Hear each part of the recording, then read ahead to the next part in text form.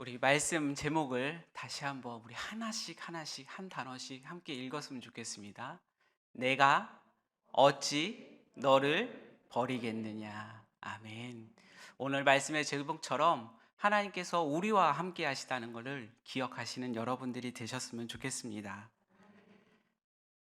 오늘 본문의 말씀을 함께 나누기 전에 호세아의 배경을 먼저 함께 나누려고 합니다. 구약에서 12권의 소선지서가 있습니다. 이를 가리켜서 12서라고 말씀합니다. 그 중에 첫 번째 해당되는 책이 바로 호세아서입니다. 선지자 호세아가 활동한 시기는 이스라엘이 남유다와 북이스라엘로 나눈 지 200년이 지난 때였습니다. 북이스라엘에서는 사역하는 호세아는 이사야보다 먼저 시작을 하였고 아모스보다는 뒤에서 사역을 시작한 인물입니다.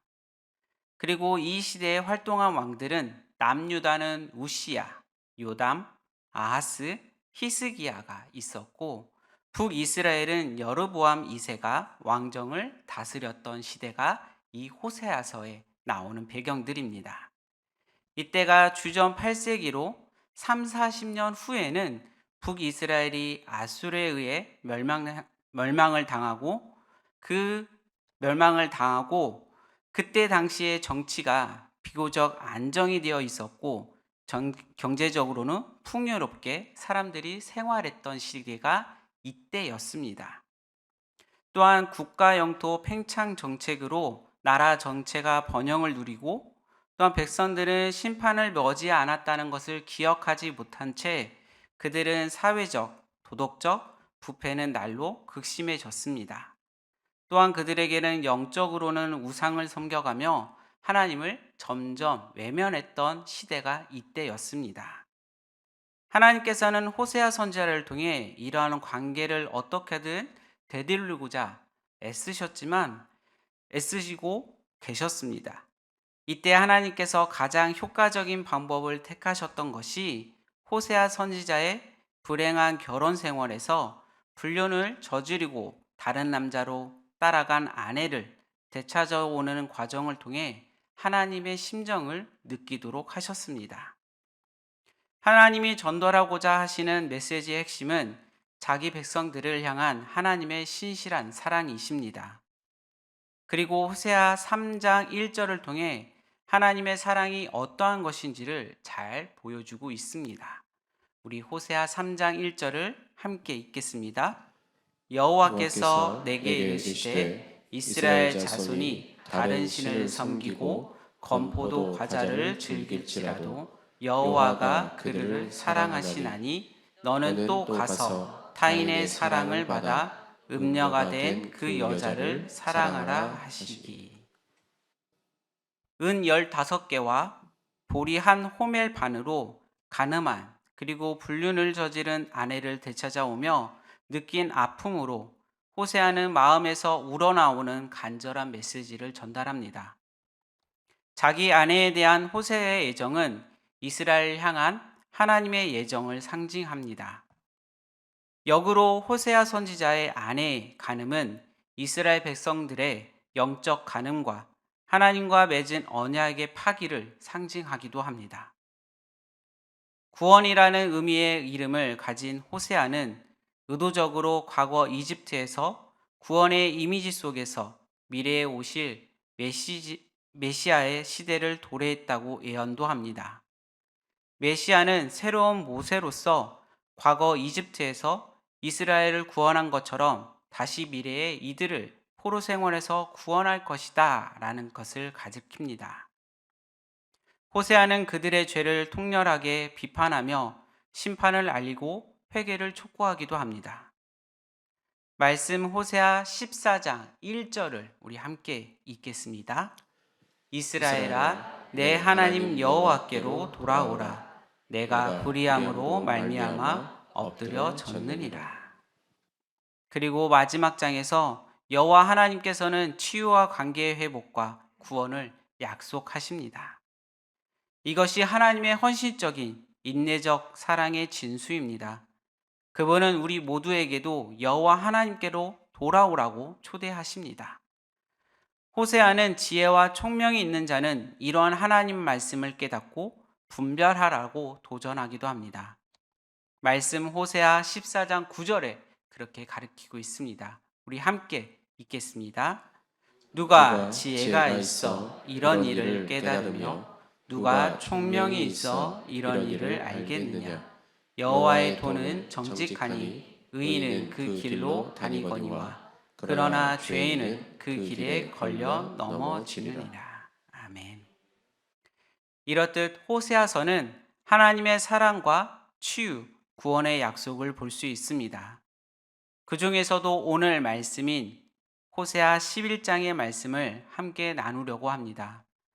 본문은 하나님께서 이스라엘 백성을 결코 버리지 않으시겠다고 약속하십니다. 내가 너를 어찌 놓겠느냐? 내가 어찌 너를 버리겠느냐? 어찌 너를 스보임같이 두겠느냐? 라는 본문의 말씀들이 그 사실을 증명해 주고 있습니다. 사람은 강한 미련을 갖기 마련입니다. 하지만 하나님의 사랑만큼 강한 미련을 갖고 있는 사람이 있을지 모르겠습니다. 어수선한 과거나 지은 죄가 셀 수 없이 많았던 이스라엘 백성들이었음에도 불구하고 그들을 버리지 않겠다 하시는 하나님의 사랑은 침량할 수 없습니다. 버리지 않으시는 하나님의 사랑은 이스라엘 백성들에게만 해당되는 것이 아닙니다. 하나님의 사랑은 나를 버리지 않으셨고 여러분 또한 버리지 않으셨습니다. 그러므로 오늘 본문의 이야기는 바로 우리들의 이야기입니다. 본문은 왜 버리지 않으셨습니까? 라고 말씀합니다. 이렇게 말씀하시는 이유는 전적으로 하나님에게서 찾아볼 수 있습니다. 다시 말하면 내가 무엇을 했기 때문에 버림을 받지 않은 것이 아니라는 것입니다. 물론 버림을 받은 사람과 받지 않은 사람이 있습니다. 버림받은 사람은 대개 하나님을 거역하거나 회개하지 않는 사람들입니다. 그러나 회개하고 바로 산다고 하더라도 하나님이 버리시면 버림을 받을 수밖에 없습니다. 이유는 하나님께 선택과 버림의 주권이 있기 때문입니다. 이것을 가리켜 종교개혁자 칼빈은 하나님의 절대 주권이라고 했습니다. 그리하여 본문에서 하나님이 버리시지 않으시는 이유를 찾아보려고 합니다. 말씀 8절을 보게 되면 하반전에 내 마음에 내 속에 돌아서 나의 국률이 온전히 불붙듯 하도다 라고 했습니다. 그 뜻은 내가 스스로 내 마음을 돌이켰다. 이유는 내 마음 속에 너를 향한 사랑이 불붙듯 했기 때문이다 라고 말씀하십니다. 다시 말해서 하나님의 사랑 때문에 뜻을 돌이키시고 국류를 베푸시기로 작정하셨다는 것입니다. 하나님은 두 가지의 속성으로 우리에게 말씀하십니다. 하나는 사랑이고 또 다른 하나는 공의입니다. 하나님은 공의의 하나님이신가 하면 사랑의 하나님이시기도 하십니다. 본문의 경우도 그 사실을 설명해 주고 있습니다. 다시 8절을 보게 되면 국률이 온전히 불붙듯 하도다 라고 말씀을 했는가 하면 10절의 말씀을 보게 되면 사자처럼 소리를 내시는 여호와라고 말씀도 하십니다. 그리고 그 여호와께서 소리를 발하시면 자손들이 서쪽에서부터 떨려오되 라고 말씀하십니다. 이 두 구절의 국률이 불붙듯이 하나님의 사랑을 그리고 사자처럼 소리를 발하시는 하나님의 공의를 발견할 수 있습니다. 이 말씀을 조금 더 쉽게 설명해 드리자면 하나님께서 성내실 줄 모르고 진노하실 줄 모르고 소리칠 수 없어서 마냥 용서하시고 사랑을 베푸시는 분이 아니시라는 것입니다. 화를 낼 때 참는 것, 소리쳐야 할 때 침묵하는 것, 용서할 수 없는 것을 용서하는 것, 그것이 위대한 인격입니다. 생각해 보면 우리에게는 용서받을 만한 조건이 단 하나도 없는 것 같습니다. 그러한 우리들의 모습이 누가복음 15장에 나오는 둘째 아들 탕자의 이야기를 볼 수 있습니다. 둘째 아들의 잘못은 여러 가지가 있습니다. 첫 번째로는 아버지의 사랑을 배신하고 그 곁을 떠났습니다. 두 번째는 도덕적으로 타락한 생활을 했고 먹고 마시고 방탕에 빠진 탕자의 삶을 살았습니다. 세 번째는 재산을 모두 다 탕진했습니다. 네 번째는 아버지와 가문의 명예를 더럽혔습니다. 이 네 가지 이유만으로도 그 어느 것 하나 용서받을 수 없는 사람이 탕자입니다. 그러나 그 아들은 용서를 받았습니다. 흔히 그 아들이 용서받은 것이 돌아왔기 때문이라고 생각을 합니다. 그렇지만 그것은 돌아왔기 때문이 아니라 아버지가 용서했기 때문입니다. 그 아들이 돌아왔다 하더라도 아버지가 등을 돌린 채 너는 내 아들이 아니야. 나는 너 같은 사람 둔 적이 없어. 너를 아들로 둔 적이 없어. 내가 원하는 품꿈도 내 주위에는 차고 넘치고 또한 품꿈의 자리도 줄 수 없다라고 거절해버린다면 그 아들은 갈 곳이 없을 것입니다. 그러나 그 아버지는 사랑 때문에 자기 아들을 용서했고 껴안아주고 잔치를 베풀어 주셨습니다. 18세기 유럽에는 죄인에게 내리는 벌 가운데 션이라는 벌이 있다고 합니다. 죄를 지은 사람에게 이 션이라는 벌이 선고가 되어지면 아무도 그와 상대할 수 없게 됩니다. 자기 동네, 자기 집에서 살 수는 있지만 그 누구도 그를 만나주거나 상대해 줄 수 없기 때문에 외톨이가 되고 맙니다. 그것은 마치 아무도 없는 외딴 섬에 유배된 것 같이 다름이 없는 형벌입니다. 생각해보면 내가 그동안 지은 죄 때문에 이 션이라는 형벌을 받게 된다면 내 처지는 어떻게 될까요? 한 걸음 더 나아가 내가 지은 잘못 때문에 하나님이 얼굴을 돌리시고 나를 외면하면 내 꼴이 어떻게 될까요? 그래서 이런저런 걱정 속에 빠진 사람들에게 주시는 기쁜 소식이 본문에 나타내지고 있습니다. 그것이 바로 불타는 하나님의 사랑이 우리를 용서하신다는 것입니다. 우리 말씀 호세아 11장 9절을 우리 함께 읽겠습니다.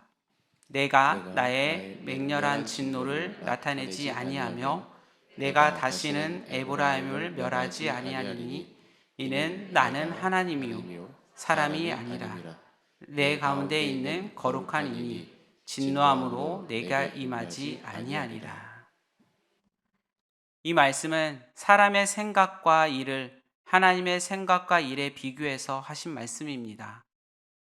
사람은 번덕스럽고 잔인하며 성품이 너그럽지 못하고 생각이 좁습니다. 그러하기에 서로 하나가 되지 못하고 용서하지 못하며 서로 사랑하지 못할 때가 많이 있습니다. 그러나 하나님은 사람이 아니시기 때문에 반드시 원수를 갚는다거나 벌을 내려야 속이 시원하시다거나 매를 때려야 직성이 풀리는 분이 아니십니다. 하나님은 사람이 아니다 라는 이 말 한마디 속에 모든 해답이 다 들어 있습니다. 하나님은 하나님이시기 사람이 아니십니다.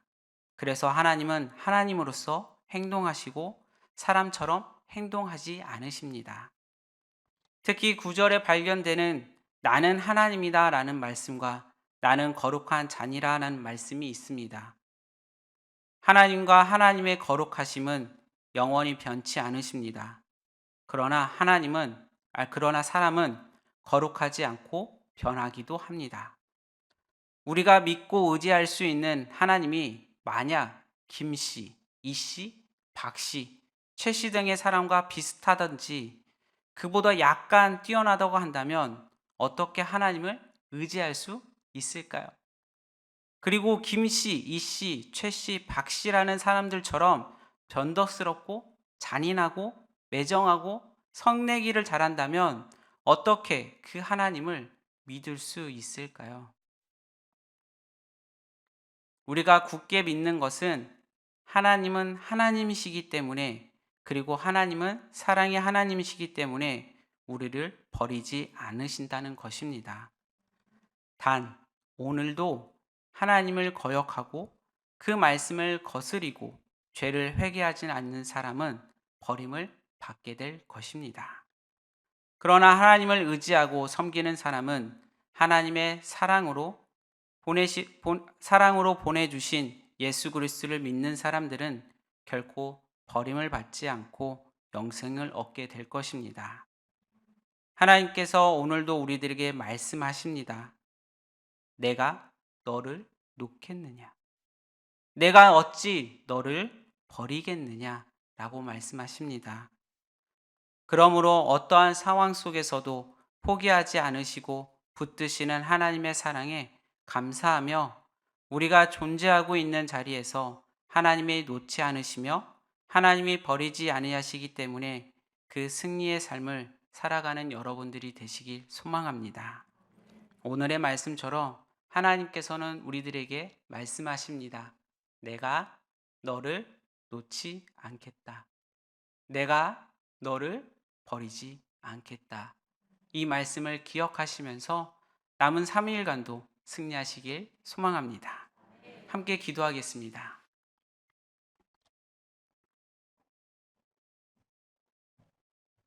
사랑의 하나님, 호세아서를 통해 우리를 끝까지 사랑하시는 하나님을 대면하게 하시니 참으로 감사합니다.